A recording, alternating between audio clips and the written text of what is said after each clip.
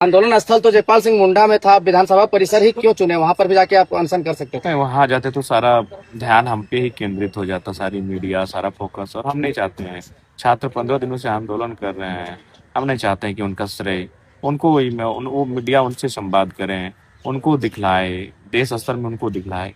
हम वहाँ जाएंगे तो सारा फोकस हम पे हो जाएगा, इसलिए हमने सोचा कि विधायक है तो विधानसभा परिसर में ही करें।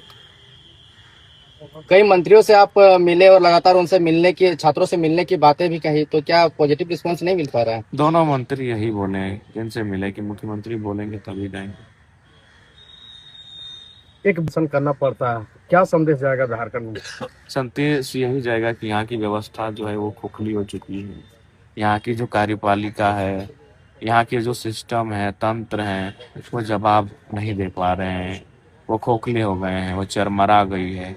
तब तो जाकर इस राज्य के सर्वोच्च पंचायत के एक सदस्य को, एक प्रतिनिधि को, जनप्रतिनिधि को अनशन करना पड़ रहा है, अन्न जल का त्याग करना पड़ रहा है। आखिर वो टाइगर का रूप अब कब दिखेगा, जब टाइगर को ही अनशन करना पड़ रहा है? विधानसभा के अंदर दिखेगा। अच्छा, विधायक जी पहले भाषणों में कहते थे कि अगर कोई गलत करेगा या गलत हो रहा होगा तो उसको मारने फाड़ने की बात कर रहे थे, और आजकल गांधीवादी तरीके से आंदोलन में उतर गए हैं, तो ये बदलाव? नहीं, ये मेरा आंदोलन नहीं है। जो छात्र आंदोलन कर रहे हैं उस आंदोलन को हम समर्थन दे रहे हैं, उनको समर्थन कर रहे हैं ताकि उनका भी हौसला अफजाई हो कि एक विधायक भी उनके लिए अनशन पर बैठा है, उपवास पर बैठा है। बाकी जो हम बोलते हैं वो समझ करवो करते हैं, ऑफ कैमरा करते हैं। राज्य भर के छात्रों के लिए क्या मैसेज रहेगा?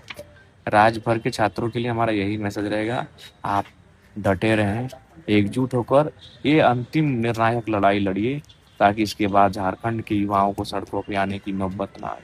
इसी बीच जेपीएससी जेएसएससी को लेकर स्वास्थ्य मंत्री कहते हैं कि झारखंड में कोई पेपर लीक नहीं हुआ, इसमें सिर्फ किया है। स्वास्थ्य मंत्री तो हमेशा ऐसा ही अकबका के बयान दे देते हैं, वो ना कभी तथ्यों को पढ़ते हैं, अध्ययन करते हैं, केवल अपने आप को हेमंत सोरेन जी को राम और खुद को हनुमान बनाने के चक्कर में तरह का बयान दे देते हैं।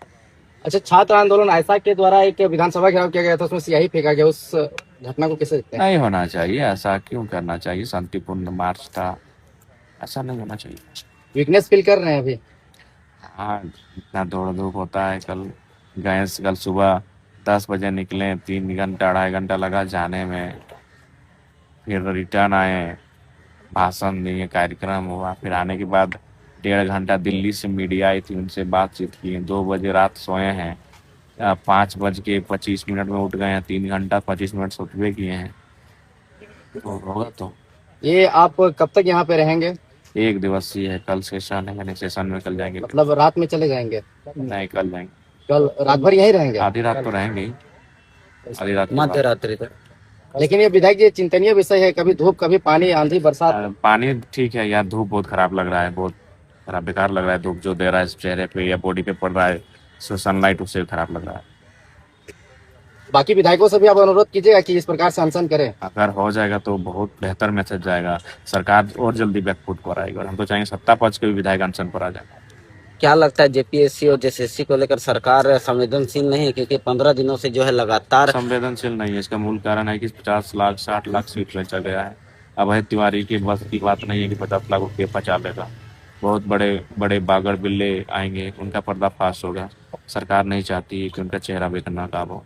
लेकिन सुदीप कुमार सोनू जो मंत्री जी हैं, सीधे तौर पे कह रहे हैं कि पॉलिटिकल लोग जो है पॉलिटिकल करने के लिए अनशन जारी किया। अगर छात्र होता तो हम कब की बातें मान रहे हैं। हमारा एक लाइन स्पष्ट कहना है, कौन पॉलिटिकल है नहीं पॉलिटिकल है, जांच कर लीजिए। एडमिट कार्ड मांगे, एडमिट कार्ड मांगे छात्र। जेपीएससी जेएसएससी की परीक्षा में धांधली, गड़बड़ी, विसंगतियां, अनियमितताओं को लेकर जो राज्य भर के छात्र एकजुट होकर आंदोलन कर रहे हैं, उनकी मांगों को जल्द से जल्द पूरा किया जाए।